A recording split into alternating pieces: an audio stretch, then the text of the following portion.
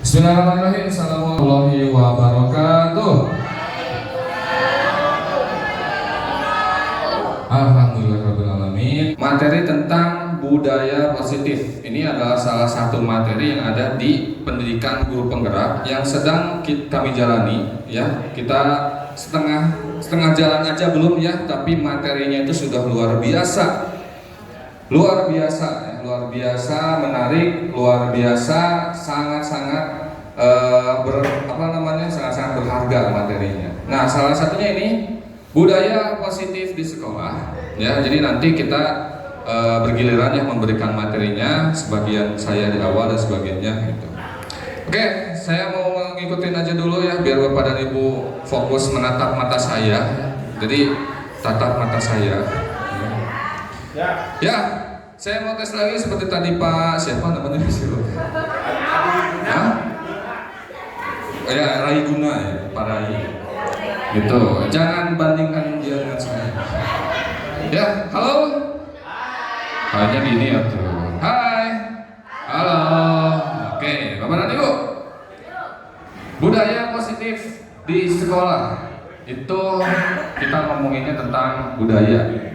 Budaya positif di sekolah itu kalau secara teoritis ini artinya ya adalah nilai-nilai, keyakinan dan kebiasaan di sekolah yang berpihak pada murid. Ada keywordnya di sana, keyword yang ada pada kurikulum kita yang sekarang yang baru kurikulum nasional. Keywordnya berpihak pada murid. Ya, agar apa? Agar murid yang berkembang menjadi pribadi yang kritis, penuh hormat dan bertanggung jawab. Saya bold di sana ya. Bold tahu nggak? Bold. Oh, benar ya. Ya itu nilai-nilai, keyakinan dan kebiasaan. Ya, jadi di sekolah itu kita terapkan nilai, selain nilai itu keyakinan dan juga ada juga kebiasaan-kebiasaan di sekolah untuk membuat murid kita itu menjadi pribadi yang kritis, penuh hormat dan bertanggung jawab. Intinya itu bertanggung jawab. Ya, itu budaya positif secara umumnya. Nah, next. Ya, ini PDF-nya Bu.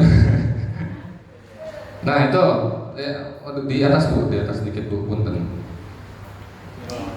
Di bawah dikit. Ya, yang bawahnya dikit. Disiplin positif sebagai pilar utama. Nah, pilar utama dari budaya positif di sekolah itu, ya, pilar utamanya ya. Nah, di atasnya Bu. Lah. Oh. Siapa? Ya. Ini pilar utama dari budaya positif di sekolah itu adalah disiplin positif. Kalau mendengar kata disiplin, apa yang tersirat ya atau yang terlintas di pikiran Bapak dan Ibu? Silakan jawab. Ada yang mau jawab? Tepat waktu. Disiplin adalah tepat waktu. Disiplin adalah rajin. Disiplin adalah sesuai aturan. Tepat waktu, rajin, sesuai aturan. Itu yang biasanya kita terlintas ya, disiplin. Kalau mendengar kata disiplin. Dan itu juga kata yang sering kita omongkan atau kita katakan kepada murid kita. Kamu gak disiplin. Disiplin atau masa hidupnya gak mau disiplin. Woi, terlambat berarti kamu gak disiplin. Dihukum. Ya, push up. Wah, itu jadi mengangkat memori di otak saya ketika saya pernah menghukum beberapa murid yang waktu itu melanggar, kemudian hukumannya cukup ekstrim ya, ya dipoe itu dijemur berarti. Nah, kalau disiplin itu pasti naati aturan ya, yang sering kita itu. Kemudian rajin, kemudian apalagi tadi itu? Tadi itu apa? Ya, kemudian cara mendisiplinkan siswa itu selama ini kita gimana sih? Ada yang mau mengutarakan pendapatnya? Coba.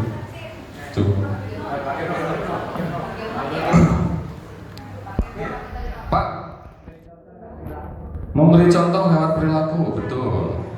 Ya, pembiasaan, ya, biasa di imah sare, ya nggak sesare tuh. Itu kebiasaan. Memberi contoh dengan perilaku. Kalau contoh dan perilakunya baik, apa yang dicontoh oleh murid kita? Perilaku baik kita. Kalau contoh dari perilaku kitanya perilaku yang tidak baik, apa yang dicontoh oleh mereka? Tidak baik. Apa pandangan seperti apa yang mereka lihat ke kita ketika kita memberikan contoh yang tidak baik? Dinyinyirin, maksudnya dinyinyirinnya kayak gimana tuh biasanya? Guru lagi gitu, gurunya aja kayak gitu. Nah, kita balik lagi sedikit bahwa yang namanya budaya positif tidak akan terjalin, ya, kalau tidak ada dukungan dari semua warga yang ada di sekolah. Gitu. Budaya positif itu tidak, namanya juga kan menjadikan, ya. Berarti membuat sebuah lingkungan, termasuk kita sebagai gurunya juga harus menjadi teladan bagi siswanya. Kadang kita berpikir nggak sih, kita ngelarang siswa untuk terlambat, tapi kita yang terlambat. Apa yang terjadi sama siswa kita, murid kita? Saya mah terlambat juga, gurunya juga baru datang. Itu pasti ada di pikiran mereka. Gitu. Jadi bergeraknya dari mana dulu? Dari kita dulu, Bu. Pak, ya, kalau mau disiplin positif, ini juga ya bukan berarti menggurui, mohon maaf ya. Ini juga salah satu pengingat buat saya, karena saya juga ya tahu sendiri. Ya, tapi setelah masuk ke pendidikan guru penggerak, saya jadi menyadari beberapa hal yang sebetulnya saya ini selama ini, jadi guru tuh ternyata tersertai kuku-kuku aja di bahasa Sunda, Bu. Ngerti nggak? Nggak sekotoran buku. Gak segede gitu-gitu banget saya jadi guru, ternyata setelah itu wow, ternyata jadi guru itu harus gini, tapi dalam suasana yang positif gitu, tidak harus banyak tekanan harusnya. Enjoy. Ya. Nah inilah ya. Kemudian yang ketiga, apakah menghukum adalah cara terbaik untuk mendisiplinkan siswa? Ya. Kenapa ya? Pak Opik, kenapa ya? Jerak ya, biar jerak. Tapi apakah menghukum itu membuat anaknya menyadari kesalahannya, minimal itu deh. Apakah Bapak dan Ibu pernah mengalami ketika misalkan Bapak dan Ibu masuk ke kelas, ada yang terlambatnya dari kantin, dihukum sama Bapak dan Ibu, silahkan tutup pintunya dari luar.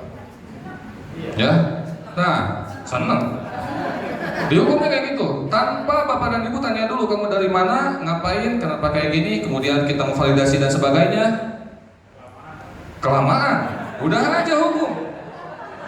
Minggu depan Bapak dan Ibu masuk ke kelas tersebut, kelas yang sama, siswa yang sama melakukan hal yang sama seperti minggu sebelumnya. Kemudian Bapak Ibu menghukum lagi. Apakah itu disebut jerak? Tidak, Bapak dan Ibu saya yakin banyak mengalami hal seperti itu. Kalau pengalaman saya ya, banyak yang misalkan lari ketika jam pelajaran, larinya loncat ke pagar, besoknya loncat lagi. Ya, padahal sudah dihukum. Berarti hukuman itu, apakah hukuman itu terbaik untuk mendisiplinkan siswa? Tidak. Nah, mari kita bahas selanjutnya ya. Hukuman itu ada, emang ada metode hukuman. Tapi mari kita jelaskan kenapa hukuman itu untuk sekarang itu bukan metode yang terbaik untuk mendisiplinkan siswa. Next. Ya. Disiplin positif dan nilai-nilai kebajikan universal. Nah, itu. Kalau tadi kita lihat di awal, ya, budaya positif itu adalah upaya untuk menanamkan nilai-nilai keyakinan dan juga kebiasaan agar siswa menjadi pribadi yang bertanggung jawab. Nah, disiplin positif itu adalah pendekatannya, pendekatan untuk mencapai budaya positif tersebut. Pendekatan disiplin positif itu adalah perilaku yang didasari atas nilai kebajikan yang diyakini atau disepakati, serta atas dasar motivasi intrinsik, tapi motivasinya. Karena motivasi itu Bapak dan Ibu ada dua, ada intrinsik, ada ekstrinsik. Intrinsik itu berarti dari dalam, dilakukan secara penuh tanggung jawab, kesadaran, keinginan sendiri. Kalau ekstrinsik dari luar, saya melakukan ini karena saya ikut-ikutan, karena saya takut dihukum Pak Atim misalkan ya, karena saya takut dimarahin Bu Vina. Bu Vina pernah marah. Ya, Bu Vina. Ya, terbaik Bu Vina ya. Oke, disiplin positif itu perilaku yang dasarnya atas nilai kebajikan. Di sana ada nilai. Di dasarnya nilai. Nilai itu apa sih, Bu? Sesuatu yang diharapkan. Sesuatu yang diharapkan, Yang didambakan. yang didambakan, Yang dicita-citakan. yang dicita-citakan, Apalagi? Indikator. ya, dan sesuatu yang dianggap sebagai Indikator. pegangan hidup kita. Nilai itu, ya, nilai kebajikan. Tapi di sini ada syaratnya, nilai kebajikan. Berarti kalau nilai kebajikan nilainya baik atau buruk? Baik. Baik. Ya, pahlawan kebajikan, bukan pahlawan yang membela kejahatan kan? Berarti nilai kebajikan yang universal, ya, nanti di sana. Yang diyakini atau disepakati. Nah, di sini diyakini dan disepakati. Atau ya, diyakini atau disepakati atau dua-duanya. Ya, minimal itu minimal diyakini atau minimal disepakati. Lebih bagus dua-duanya. Gitu. Contohnya gini, Bapak dan Ibu kalau naik motor, bawa motor, pakai helm atau enggak? Pakai. Siapa di sini yang merasa pakai helm itu karena takut ditilang polisi? Kamu? Kamu, aku. Ya, Pak, maaf Pak. Ya, takut ditilang polisi itu adalah nilai yang dia yakini. Ya. Tapi ada yang lebih tepat lagi. Kita pakai helm itu karena kita memegang teguh nilai apa?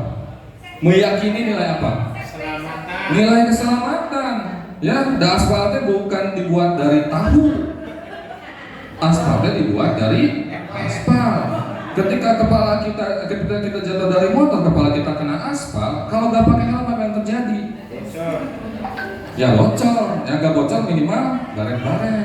Kalau pakai helm itu kan kita memegang nilai keselamatan, ya minimal kepala kita ya selamat, nggak terlalu terluka. Nah, kalau kita sudah meyakini kita pakai helm, ya kita pakai helm itu bukan karena takut polisi.